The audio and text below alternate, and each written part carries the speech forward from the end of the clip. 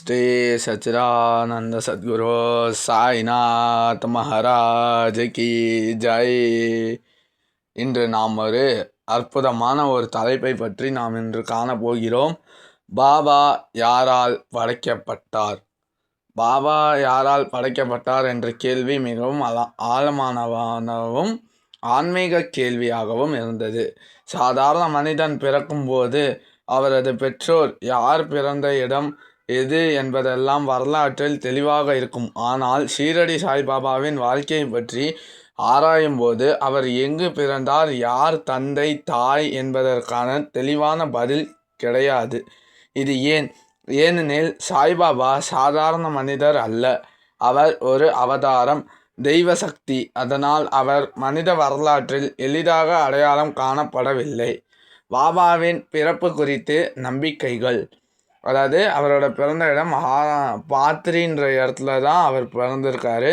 சில ஆய்வாளர்கள் சாய்பாபா மகாராஷ்டிரா மாநிலத்தில் உள்ள பாத்ரி என்ற ஊரில் பிறந்தார் என்று கூறுகிறார்கள். அவருடைய பெற்றோர் மிகவும் பக்தியுள்ள குடும்பத்தை சேர்ந்தவர்கள். ஆனால் அவரை சிறு வயதில் விட்டுவிட்டு சென்று விட்டனர் என்று கருதப்படுகிறது. தெய்வீக தோற்றம், பல பக்தர்கள் சாய்பாபாவுக்கு ஒரு பிறப்பு இல்லை, அவர் தெய்வீக சக்தியிலிருந்து நேரடியாக உலகில் தோன்றினார் என்று நம்புகிறார்கள். அவர் மனித குலத்தை காப்பாற்றவும் தர்மத்தை நிலைநிறுத்தவும் வந்தார் என்று கருதுகிறார்கள். அவருடைய வாழ்க்கை மர்மம், சாய்பாபா எப்போதும் தனது பெற்றோர், பிறப்பு, குடும்பம் பற்றி பேசவில்லை. யாராவது கேட்டால் அவர் அல்லாஹ், மாலிக் என்று, அனைத்திற்கும் அதிபதி என்று மட்டுமே சொல்வார்.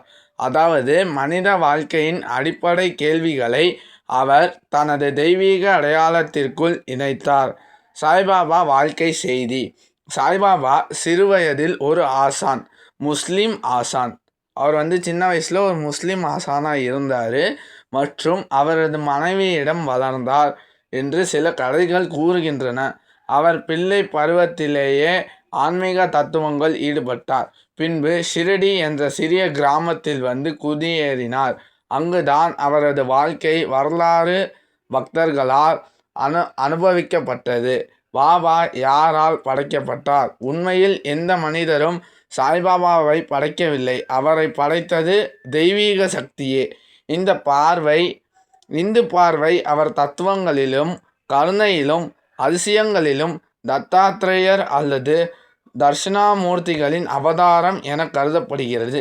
முஸ்லிம் பார்வை அவர் ஒரு வாலி அல்லது அல்லாவின் நண்பர் என்று கருதப்படுகிறது. பக்தியின் பார்வை அவர் சக்தியும் கருணை அன்பின் உருவம் அப்படிங்கிறத பாபாவோட பிறப்புல சொல்கிறாங்க.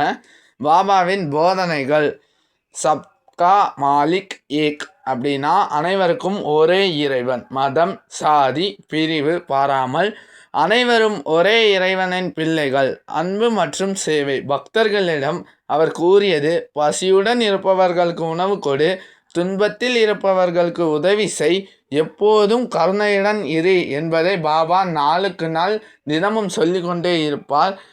பாபாவின் அதிசயங்கள். பாபா வாழ்க்கையில் எண்ணற்ற அதிசயங்கள் நடந்துள்ளன. நோயாளிகள் குணமடைந்தார், பசித்தவர்களுக்கு உணவு கிடைத்தது, பக்தர்களின் ஆசைகள் நிறைவேறின. இவையெல்லாம் அவர் தெய்வீக சக்தியால் மட்டுமே சாத்தியமானவை.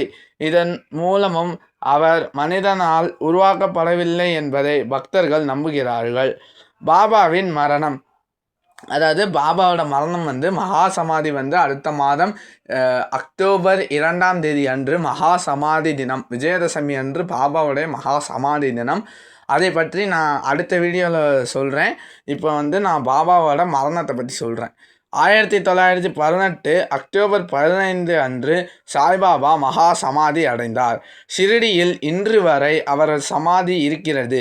அங்கு உலகம் முழுவதும் இருந்து கோடிக்கணக்கான பக்தர்கள் தரிசனம் செய்கிறார்கள். இது நிரூபிக்கிறது அவர் ஒரு மனிதர் அல்ல, அவர் ஒரு நித்திய உண்மையாக இருந்தார். அவர் ஒரு நித்திய உண்மையாக இருந்தார் என்பதே அவருடைய உண்மை. நித்திய இருந்தாருன்னு சொல்லிட்டு சொல்கிறாங்க. பாபா வந்து உண்மையிலேயே பக்தர்கள் வந்து தரிசனம் செய்கிறார்கள், நிரூபிக்கப்பட்டது நித்திய ஆன்மீக சக்தியும் அப்படின்றத சொல்கிறாங்க. மனிதரால் படைக்கப்படவில்லை, வரலாற்று ஆதாரங்கள் உறுதியில்லை, பக்தர்களின் நம்பிக்கைப்படி அவர் தெய்வீக சக்தியின் அவதாரம் என்றே பாபாவின் பிறப்பில் உள்ளது என்பதை தெரிவித்துக் கொள்கிறேன். முடிவு என்னன்னா, சாய்பாபா சாதாரண மனிதர் அல்ல, அவர் மதத்திற்கும் ஜாதிக்கும் மட்டும் சொந்தமானவர் அல்ல, அவர் உலக மக்களின் ஆன்மீக வழிகாட்டி ஆவார் என்பதை இந்த பாபாவின் பிறப்பு மற்றும் மரணம் தொடர்பாக கூறியுள்ள செயல்கள் அனைத்துமே அவர் வந்து இன்னமும் நம்மளுடன் இருக்கிறார் என்பதை மட்டுமே ஆன்மீகம் மூலம் நாம் தலைமுறை தலைமுறையாய் பாபாவை தரிசனம் செய்து கொண்டு பாபாவை நம்மளுடன் நம்பிக்கொண்டு நாளும் வணங்கி நாளும் பாபாவுக்கு அர்ச்சனை செய்வது, அபிஷேகம் செய்வது, ஆராதனை செய்வது எல்லாவற்றையும் பாபாவே நாம் ஒரு கதியாக இருந்து வணங்குகிறோம் அல்லவா. பாபா இருக்கிறப்ப நம்மளுக்கு ஒன்றும் பயமில்லை. ஆனால் இந்த வீடியோவை பார்க்குறவங்க லைக் பண்ணிடுங்க, ஷேர் பண்ணிடுங்க, சப்ஸ்கிரைப் பண்ணிடுங்க. மறக்காமல் பெல் பட்டனை ஆளுன்றதை கிளிக் பண்ணிக்கோங்க. இன்று மாலை 6 மணிக்கு வழக்கம் போல் பாபாவின் மாலை ஆரத்தி ஆரம்பமாகும். அனைவரும் இந்த ஆரத்தியில் கலந்து கொண்டு பாபாவின் ஆசீர்வாதத்தையும் அனுகிரகத்தையும், உங்களுடைய வாழ்வில் நோய்கள் தீரும், பிரச்சனைகள் நீங்கும். அனைவரும் இதில் கலந்து கொண்டு மன நிறைவு பெறுங்கள். ஓம் சாய்ராம்.